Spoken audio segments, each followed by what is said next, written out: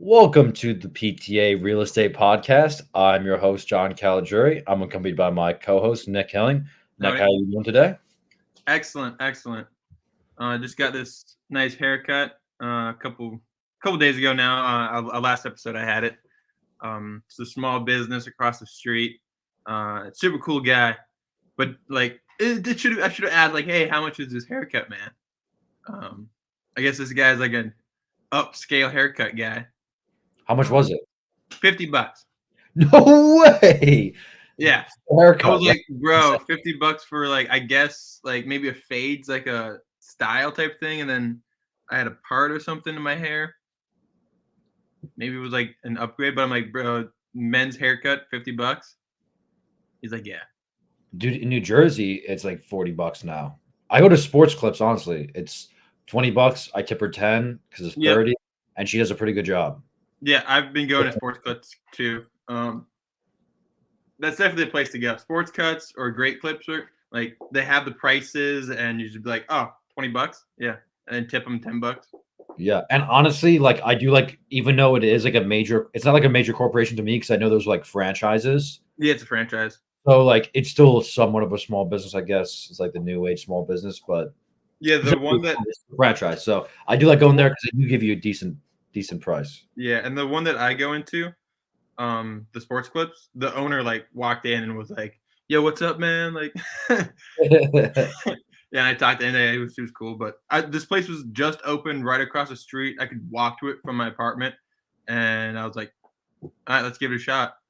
And Yeah. I was like $30, maybe 35, $40 for like small business that just opened up. But dude was like $50, and then asked me for a tip. I'm like, That's bro, crazy. like, yeah, I can get a haircut 2 minutes away for like half this price, and then I give like a $10 tip. So like, and it comes Yeah. out to be like $40. So no. Because like I wonder what his rent's gonna be. If he's trying, was it that good? Like it's $50? Like No, I thought it was $50 total with tip. So you tell me he wants you to tip it you. tip on top of the $50. Oh my god. Yeah, I was like, and it's just a basic hair. Like it wasn't like a hair wash. It wasn't like a Yeah. massage. It wasn't like the VIP at like sports cuts. It was just a normal standard. He swindled you. Yeah, He's a swindler. yeah. I was like, yo, bro, like what, what? Like I'm not gonna come back. Like you could have got like business from me for like my rest of my life living here. You know what I mean? Like, Yeah. but now you're only gonna get $50, and I'm never gonna come back. Yeah, just by being an idiot with the pricing. Yeah, That's a good lesson learned. Know your value. yeah. And yeah, So a haircut, $40. Like honestly, $40. Like I probably wouldn't be sweating it. I'd be like, okay, whatever. But like, but that $40 haircut turned into a $60 haircut pretty quickly. yeah, but whatever. Yeah. It's a nice haircut though. Yeah. Look good. Where you said you had a good you had a meeting last time we talked on Tuesday. How did that meeting go? Yeah, so the meeting went really good. They're from Columbia and they're wanting to get into the house flipping business in Houston. And they have everything taken care of with the LLCs from them being from Columbia. That's all taken care of. They're just looking into different ways of finding houses to buy. And I'm actually taking a management class with him, so that's how we connected. And he was like, "Yeah, we're looking to buy a house for $150,000 to $200,000 cash. Probably put in like $50,000 in renovations, and seeing if we can make 10%. Because on flipping, you want to make 10% to 20%. 20% is a home run.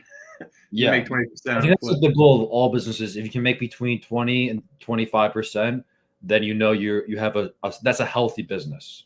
Yeah, yeah, yeah. If you can, yeah. If on a flip you hit 20, if you hit 25% on flip, like you need to come on this podcast and tell us how you do it.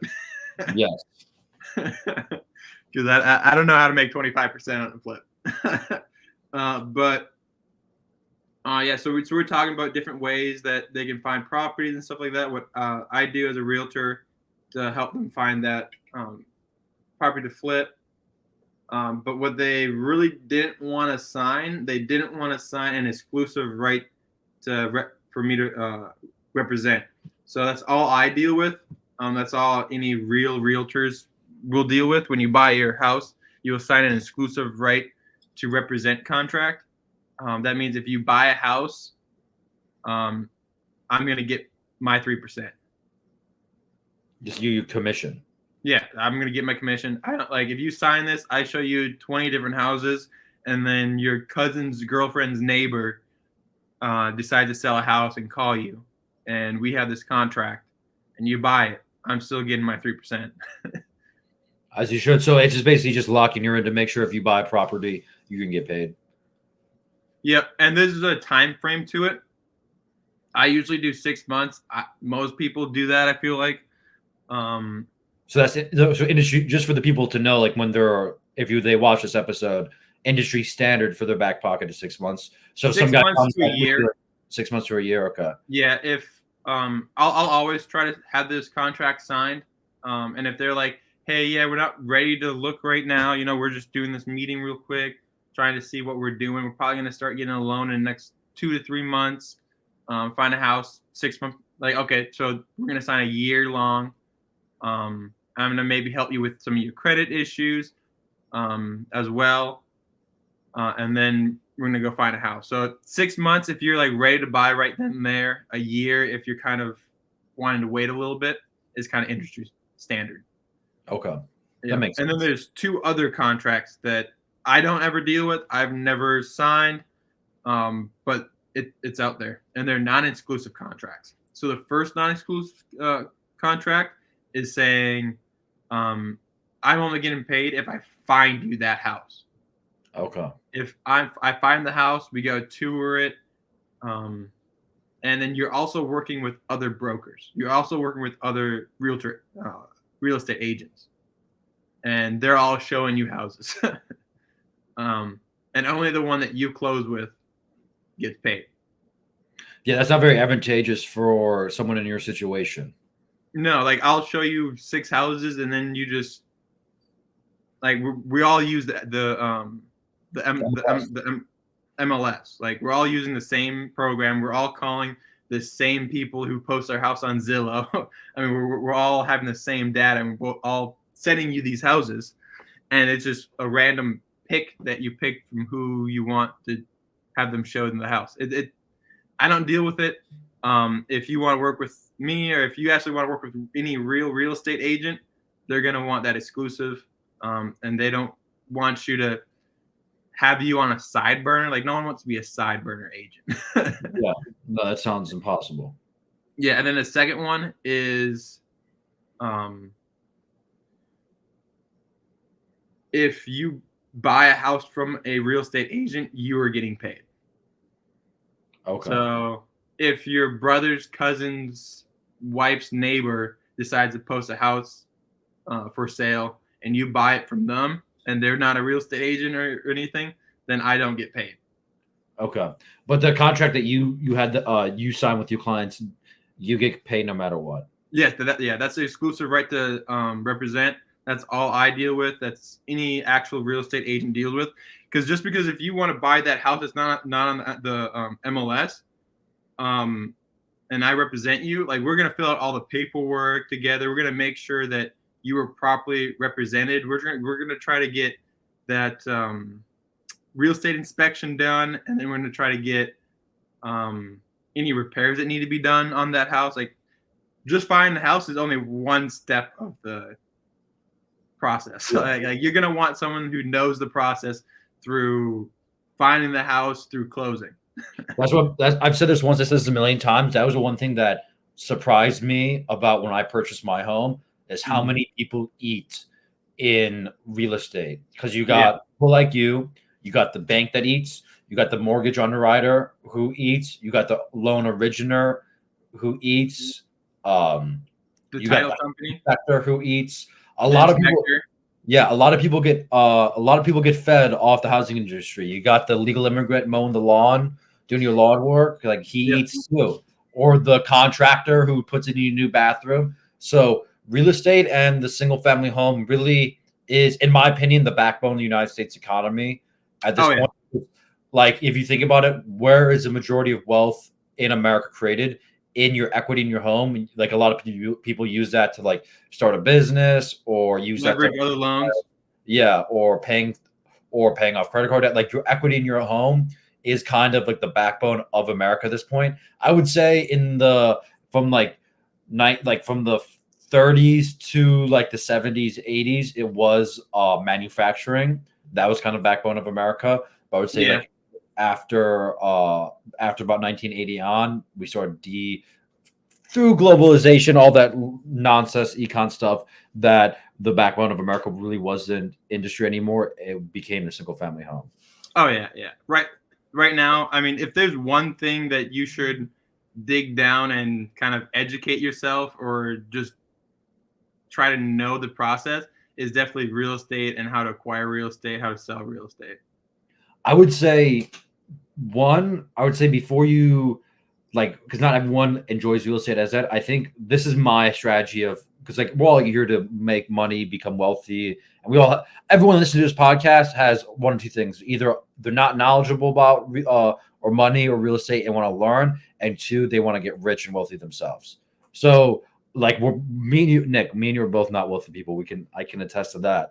But I think the most skill like at our age, because we're both 25, 26 years old, is learning how to sell, and then two, creating good, healthy money habits, and three, building your network. So when you find an investment deal in whatever you want, you can strike. Yeah. Because to be able to buy a home, you have to have cash. You know what I'm saying? So like Yeah. so what's the easiest way or the most not the easiest way? I'm going to change that. What's the most efficient way to make a lot of money? Become good at selling. In America, that's what it Learn how is. to close. Yes, learning how to You close, never learning get hungry. whatever. Never, yes, hungry dog runs faster. Whatever methodology, whatever thing you want to say, selling, closing, whatever is the most efficient way to make a lot of money in America. And Yeah. then once you do that, build good money habits, and then eventually you'll be able to invest wisely. Because Yeah. but a lot of people can make like a lot of people make a lot of money like in stocks. Like if you do if you do basic stuff, like if you put 50K in the stocks right now, you never have to save a penny again. You know what I'm saying? At Mhm. 25. That's Oh yeah, I crazy. think I have. Horse. Yeah, Yeah. I'm sitting at probably 35, 40,000 in Yeah. stocks. Yeah. Not bad. That's not bad. No, That's yeah, it's pretty good. you're sitting there like that's a healthy retirement fund. Yeah. I mean, we don't like talking about the military, but that's all I put all my money in. Like I was barely making payments on my barely making rent while living in Hawaii in the military. Because like I was putting so much money into my Roth IRA and other stocks. So No, saving, investing early and often. yeah.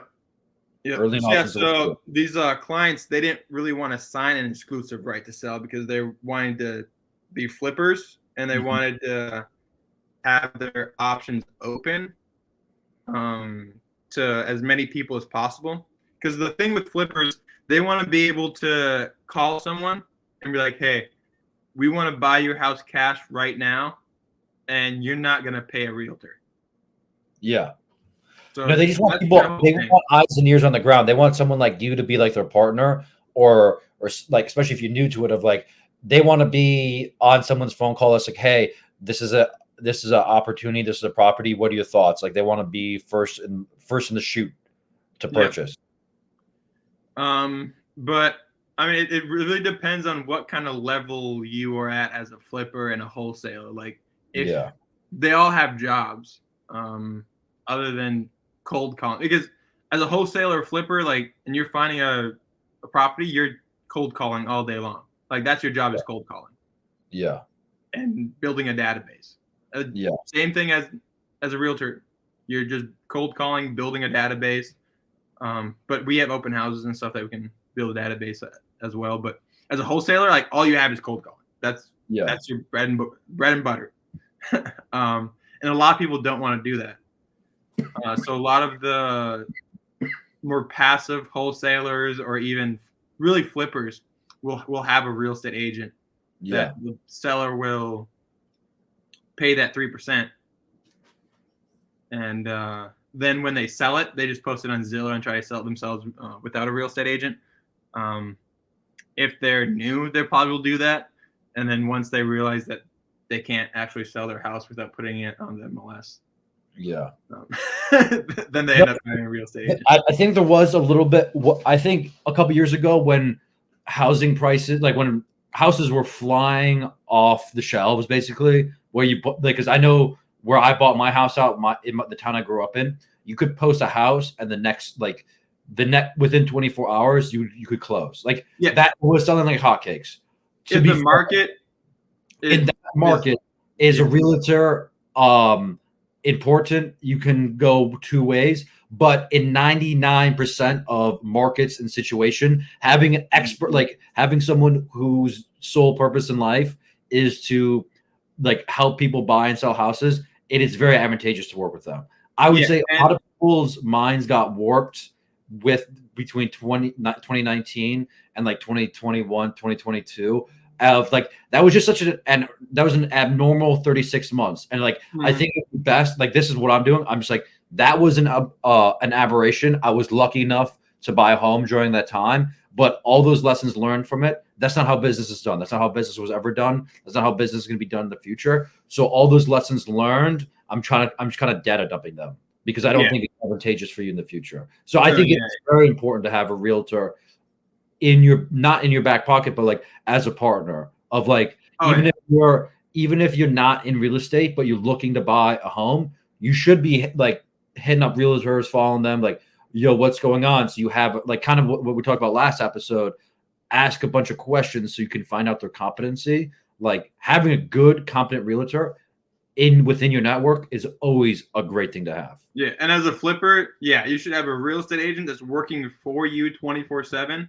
then I'll always have that pre-approval letter.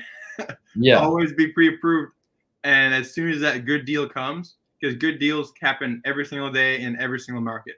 As Yeah. soon as that good deal comes, and you want to jump on it, and your numbers make sense, and you're hitting that 10 to 20%, jump on it. Yeah, no, you have to. You have to. No, no, I completely agree. And I Yeah, and know I try to explain this to the people that I'm meeting the other day with exclusive, and they're thinking about. They're probably gonna call me and we're probably gonna sign up and start working uh, together. But I think they kind of heard some misinformation about some stuff about using non-exclusives. Um, well, I think if I was a wholesaler in their situation, I wouldn't want to be tied on to, I would want to do the non-exclusive too, because yeah, if you think about it, they're just not like a regular husband and wife looking for their home. Like yeah, like theoretically, if you're a wholesaler to make money, what do you like? I know it's all about scale and like what you can actually do, but I would assume most flippers want to have at least one deal a month. You know what I'm saying? Like yeah. one, like I think that's to be a competent like flipper, one deal a month, I think is Oh I yeah, think no, a yeah, lot. Or so like to achieve that at their level, because it sounds like they're from Colombia and base level, you don't want to just tie your horse to one guy. Like you want to kind of shoot a mm, shotgun shell out of be like, yo, let's hit as many trees as possible. yeah. From their point of view, I would probably use me. I mean, I'm trying to not be biased here, but Yeah. if I was in their shoes, because this is going to be their first flip that they're going to do in the United States and in Houston. Yeah. So I think it would be advantageous for them to at least use any real estate agent, if it's me or someone else, for their first couple of deals. Maybe if they don't want to use me on the selling side because they don't want to pay their realtor fees, that's perfectly fine. They can try to sell it themselves. I wouldn't I wouldn't recommend that, but Yeah. they could if they wanted to. Um, but maybe after they kind of have some cash flow coming from those flips, they can buy some kind of software system where there's a CRM and cold calling. I use Mojo Dialer. We talked about it on a Yeah. different podcast, but I think there's something for wholesalers and flippers.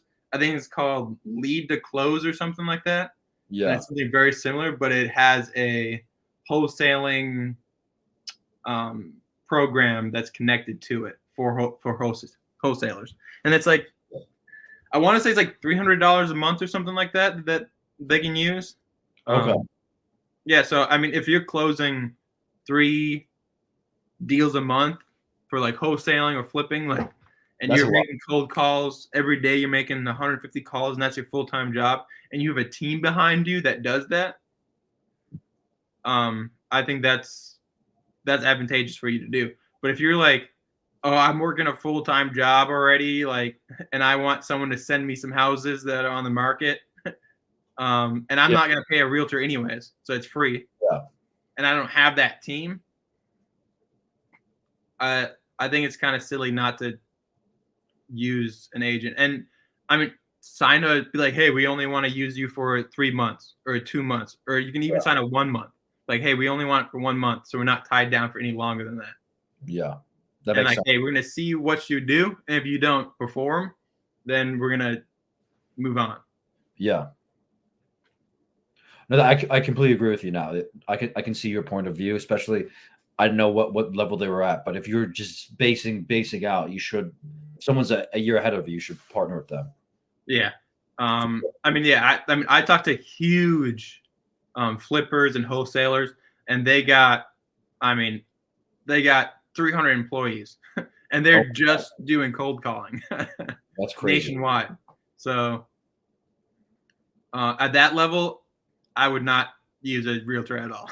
Yeah, But no. as like an ordinary guy with a 9 to 5, Yes. you'd Yeah, probably at want to use that one. point you have to, I feel like. I Yeah, feel like you have to at that point. yeah. You literally have to like, unless you're gonna be making, unless you have a job that you work and you get off at a decent time, and when you get off, you literally cold call until you pass out, and then Yeah. you start all over again, spending your whole weekend just cold calling.